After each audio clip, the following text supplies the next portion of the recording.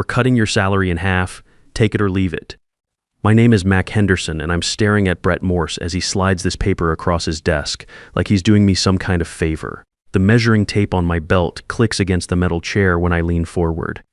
20 years I've been with Morse Construction, and this 35-year-old kid thinks he's about to teach me a lesson about my place in the world. The number on that paper wouldn't cover my son's spring tuition at engineering school. I look up at Brett, and he's got this smirk, same one his old man used to get when he thought he was being clever. Only difference is his father actually knew which end of a hammer to hold. Take it or leave it, he says again, leaning back in that leather chair like he just solved some complex structural problem. 20 years of 6 a.m. job site meetings. 20 years of weekend permit runs and city inspector hand-holding. 20 years of keeping contractors happy and municipal projects on schedule while Brett was learning business theory up at Northwestern. And this is what he thinks my load-bearing capacity is worth. I tap my measuring tape against my thigh twice. I understand. I tell him, folding the paper neat and square. When does this take effect?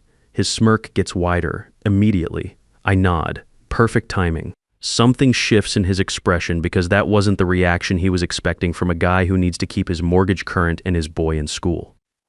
See? What Brett didn't know as he sat there trying to show me my structural limits was that 3 weeks earlier, I'd gotten a call from Tony Castellano. Tony runs Castellano Construction, the most successful operation in our county, been watching our projects for years. Not Brett's PowerPoint presentations, but the actual concrete getting poured, and the permits getting approved on schedule.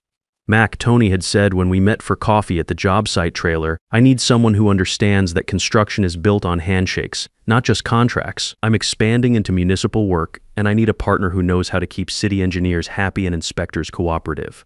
I hadn't given him an answer that day, told him I needed time to think it over. But sitting there watching Brett destroy 20 years of loyalty with a salary cut that would make my ex-wife laugh, Tony's offer suddenly felt like load calculations finally balancing out. You have to understand something about Brett Morse. He inherited this company from his father 18 months ago, never spent a day coordinating subcontractors, never had to sweet-talk a building inspector when the foundation pour didn't go according to plan, never had to explain to a homeowner why their basement needs another week to cure properly. He's one of those guys who thinks showing up with an MBA automatically makes him qualified to run field operations. What he never realized is that for the past 5 years, I've been the structural support holding his entire business together. Not officially, of course. On paper, I'm senior project manager, but practically every major decision flows through my relationships first. Every crisis gets handled by me before it reaches his climate-controlled office. Every municipal contract exists because I built those connections one inspection at a time, one successful project at a time. Take our biggest job, the new courthouse project. When Jimmy Rodriguez from City Planning needs to discuss scheduling conflicts, he calls me directly. When we need expedited permits, Sarah Walsh in the permits office recognizes my voice on the first ring. When there's a problem with concrete delivery or electrical inspection timing, I call Rodriguez Brothers and they rearrange their entire schedule because we've worked together for 15 years and they know I'm good for it. Or consider the Riverside subdivision our second biggest project running right now. I've been their point man for 3 years. I know which city councilman lives on Elm Street. I remember when Fire Chief Kowalski's daughter got married and we donated materials for the church renovation project. I send congratulations when their quarterly safety inspections come back clean. Brett shows up to the ribbon-cutting ceremonies and makes small talk with the mayor. But when there's a real problem with utilities or drainage, Rodriguez calls me because he knows I'll have solutions, not excuses. This pattern repeats across our entire project list. 12 major jobs, and every single relationship runs through my connections on the ground. Not because I'm some master politician playing angles, but because I actually show up when things go wrong. I remember details that matter. I follow through on what I promise. I deliver quality work that passes city inspection the first time, every time. But here's what really made Brett vulnerable, what he never saw coming from his corner office with the nice view. The suppliers and subcontractors who keep his business running work primarily through me, not him. When we need emergency concrete delivery on a Saturday because the weather window is closing, I call Rodriguez Brothers directly and they make it happen. When our electrical subcontractor hits a snag with the city inspector over code interpretations, I know which sections to reference and which inspector to call for clarification. When the city engineers want to discuss load specifications or foundation requirements, they ask for me by name because they know I'll have the structural drawings ready and the calculations double-checked. These aren't just business relationships built on competitive bidding and lowest prices. They're professional connections built over years of consistent, reliable work and mutual respect.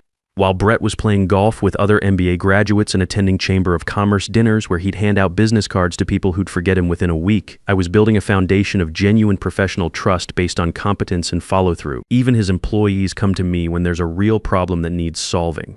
When someone's confused about building codes or permit requirements, they walk over to my desk. When there's a conflict between the electrical and plumbing subs about who's responsible for what, they ask if I can mediate before it turns into a job-stopping argument. When people are thinking about finding other work because they're frustrated with how things are being run, they mention it to me first. Not because I position myself as some alternative authority figure undermining Brett's management, but because I actually solve problems instead of just delegating them up the chain or scheduling meetings to discuss scheduling more meetings.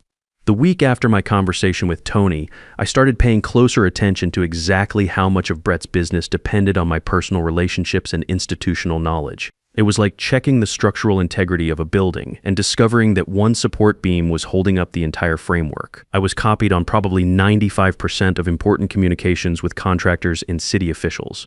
My phone number was the one most suppliers had saved in their contacts. My relationships were the ones that generated repeat municipal contracts and referrals from satisfied clients. I realized that Brett had made a classic mistake that a lot of second-generation business owners make. He'd built his management style around being the visible owner while I functioned as the actual load-bearing structure. Remove me from the equation and everything else would have nothing solid to stand on. So when he slid that salary cut across his desk with such obvious satisfaction, when he looked at me like I was some replaceable piece of equipment that should be grateful for whatever maintenance budget he threw my way, I knew exactly what my specifications were worth in the current market. Perfect timing, I'd said, and I meant every word. I stood up from his office that Thursday afternoon and walked directly out to my truck. I opened my phone and typed out a brief text to Tony Castellano. I accept your partnership offer. When do we start laying foundation? His response came back within 30 minutes, Monday morning. Welcome to Castellano Construction, partner. It was Thursday afternoon. That same day, I walked back into the office and submitted my formal resignation to Rita Martinez, our office manager who'd been keeping that place running since before Brett learned to drive. 2 weeks' notice as required by my employment contract. Professional, courteous, giving Brett adequate time to transfer my responsibilities to someone else. Of course, what Brett didn't understand was that my responsibilities couldn't actually be transferred to another person. You can't hand over 20 years of relationship building in a 2-week transition period, no matter how detailed your documentation.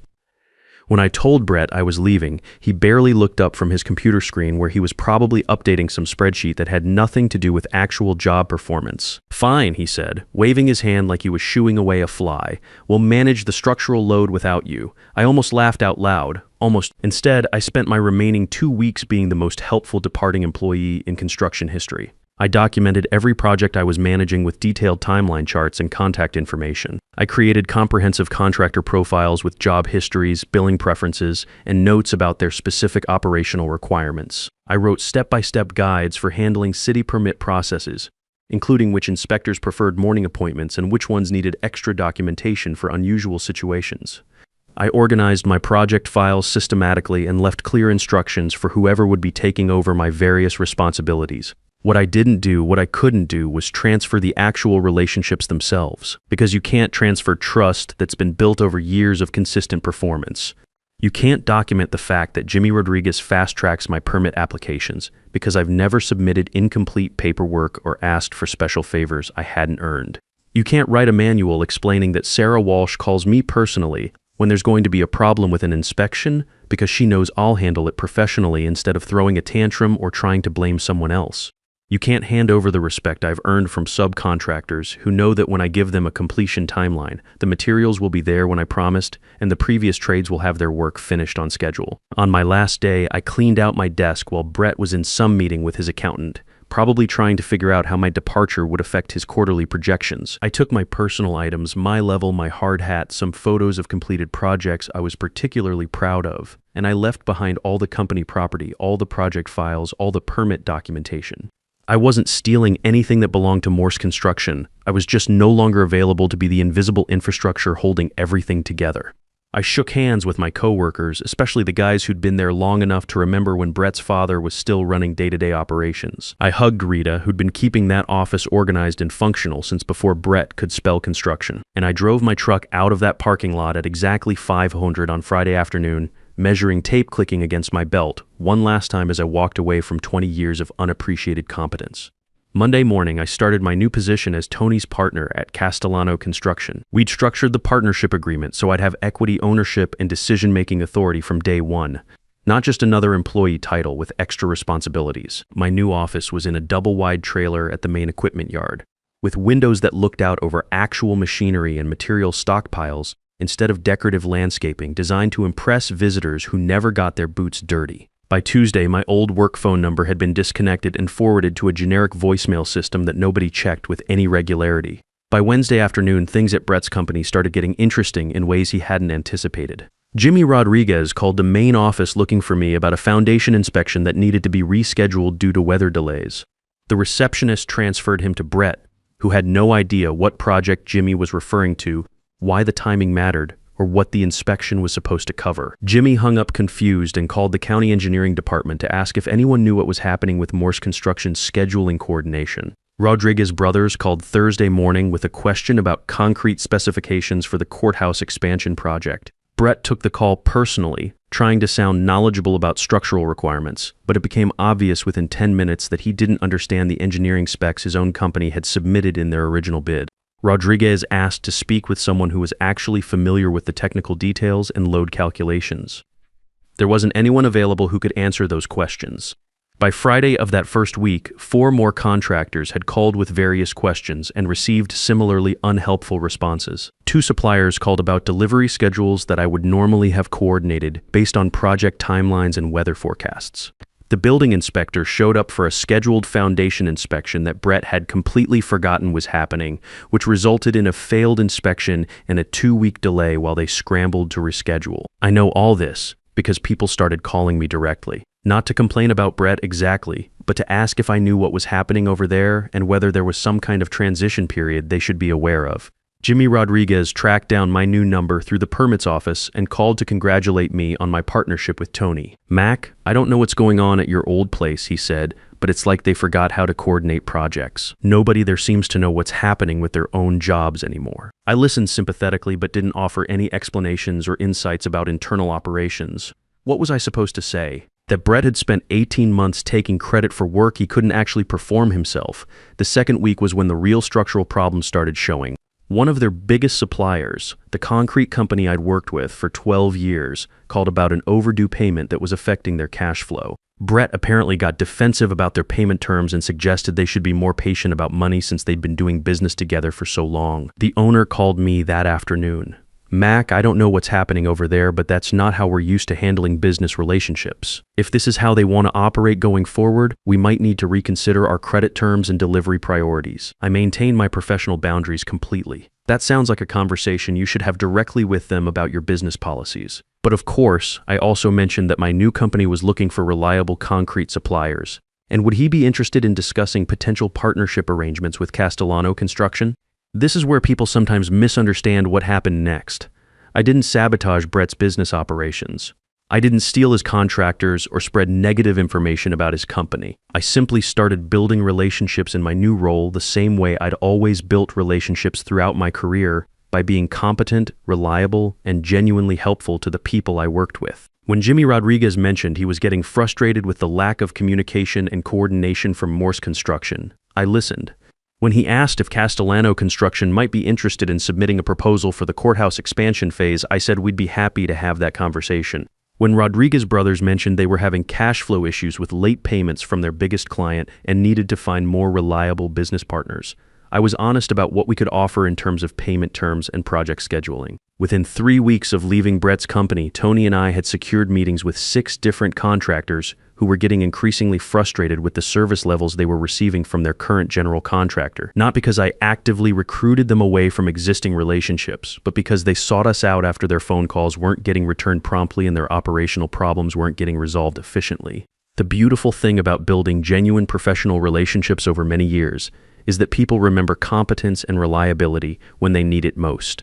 When they're getting poor service and communication from one contractor, they naturally think about someone who consistently delivered quality coordination and problem solving. It's not corporate espionage or unethical competitive behavior, it's just basic professional reputation and market forces working the way they're supposed to.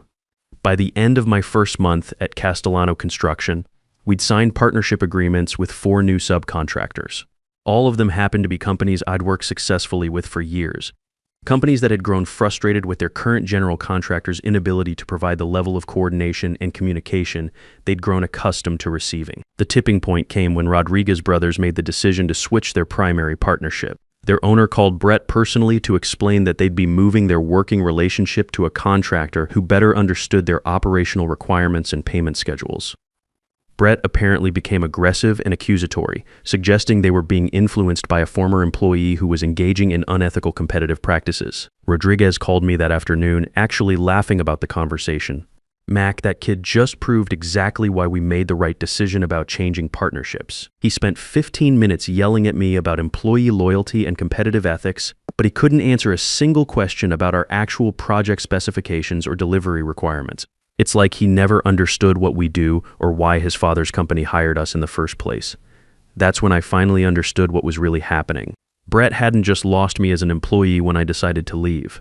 He'd lost the person who translated between his business school theories and the actual requirements of running construction projects successfully. Without me there to bridge that gap between his management concepts and real-world operations, contractors and suppliers were getting direct exposure to his fundamental incompetence. The story started reaching me through industry contacts and professional networks. How Brett had shown up to a job site coordination meeting without the proper architectural drawings and tried to improvise solutions based on outdated specifications. How he'd promised completion schedules that his remaining staff couldn't possibly meet because they didn't have the supplier relationships necessary to expedite material deliveries when weather caused delays. How he'd completely mishandled a foundation settling issue that I would have resolved with 3 phone calls to the right city engineers and some additional structural reinforcement. Each failure made my former contractors more appreciative of the coordination and communication they were now receiving from Tony and me. Each conversation with Brett reminded them why they'd actually valued working with Morse Construction when I was there to make everything run according to schedule and specification. 8 weeks after I left, I ran into Rita Martinez at the lumberyard on a Saturday morning. She looked exhausted and stressed in a way I'd never seen during all the years we'd worked together. "Mac, it's complete chaos over there," she said, shaking her head. "Brett keeps asking us to handle things you used to coordinate, but none of us have your relationships or know-how. Half the contractors won't return our calls anymore. The city's constantly asking where you went, and Brett just keeps insisting we need to figure it out because projects have to continue moving forward." I felt genuinely sorry for her and the other employees who were dealing with the fallout of Brett's mismanagement and poor business decisions. They were good, hardworking people caught in an impossible situation that wasn't their fault. "Are you looking for other opportunities?" I asked. "Everyone is," she said quietly. But Brett started making threats about non-compete clauses and legal action if anyone else decides to leave. He's getting desperate. That's when I knew Brett was truly panicking about his situation. Empty legal threats are what incompetent managers resort to when they realize they've lost control of circumstances they never actually understood in the first place. Tony and I started getting calls from talented people at Brett's company over the next several weeks. Not because I was actively recruiting them or badmouthing their current employer, but because word had spread through industry networks about our growing success and professional work environment. When people are trapped in a failing situation, they naturally gravitate toward opportunities that look more stable and rewarding for their careers. We hired 4 of Brett's former employees over the following month. All of them had given proper notice according to their employment contracts. All of them had been released from any legitimate contractual obligations, and all of them were eager to work somewhere their skills and experience would be valued rather than taken for granted. With each new hire, we gained deeper institutional knowledge about projects and relationships that were struggling at the old company. Not proprietary trade secrets or confidential client information, but general industry knowledge and professional expertise that these individuals had developed over years of experience in the local construction market. The final support beam collapsed when the courthouse expansion project made their decision to switch general contractors. Jimmy Rodriguez called me personally to explain the city's reasoning. "Mac, we've been trying to make it work with Morse Construction for 4 months now, but it's like working with complete strangers. Nobody there understands our requirements, our history, or our operational constraints. Every conversation starts from zero baseline. We're paying premium rates for amateur-level coordination and communication. When Tony and I signed the courthouse expansion contract, Castellano Construction became the fastest-growing construction company in the county. In 5 months, we'd gone from a solid local operation to a major player in municipal and commercial projects. All because Brett Morse thought cutting my salary in half would teach me about my structural limitations and market value. The last time I saw him was at the County Contractors Association meeting about 8 months after I'd left his company. He looked terrible, stressed, tired, defensive, like a man watching his inheritance crumble around him. When he saw me across the meeting room, he actually tried to approach me for a conversation. "Mac," he said, "we need to talk about this situation." I was polite but firm. I don't think there's anything for us to discuss, Brett. "You destroyed my business," he said, loud enough that other people in the room started paying attention to our conversation. I looked at him calmly, measuring my words carefully. "I didn't destroy anything, Brett. I just stopped holding it all together." That was the moment he finally understood what had really happened to his company. I could see the realization in his face. For 18 months, he'd been running a construction business where his most important function was staying out of my way while I made everything work properly.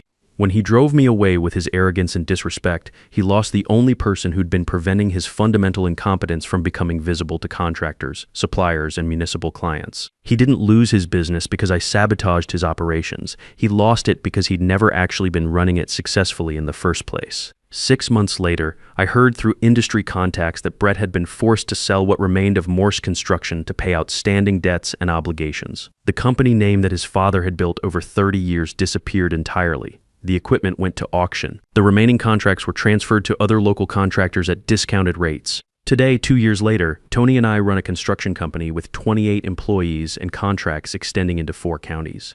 We have a project waiting list that stretches 10 months out.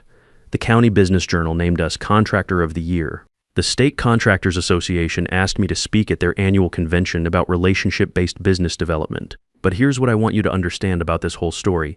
I never set out to destroy Brett Morse or his father's company. I never planned some elaborate revenge scheme or engaged in unethical competitive practices. I simply refused to continue supporting someone who treated me as disposable, while depending entirely on my work, relationships, and expertise to maintain his business reputation. The most effective form of professional revenge isn't what you do to someone who wrongs you.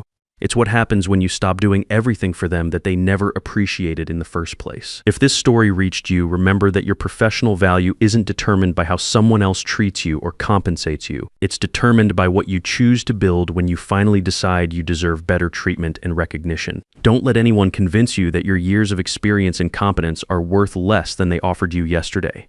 The market will tell you what you're really worth when you have the courage to test it.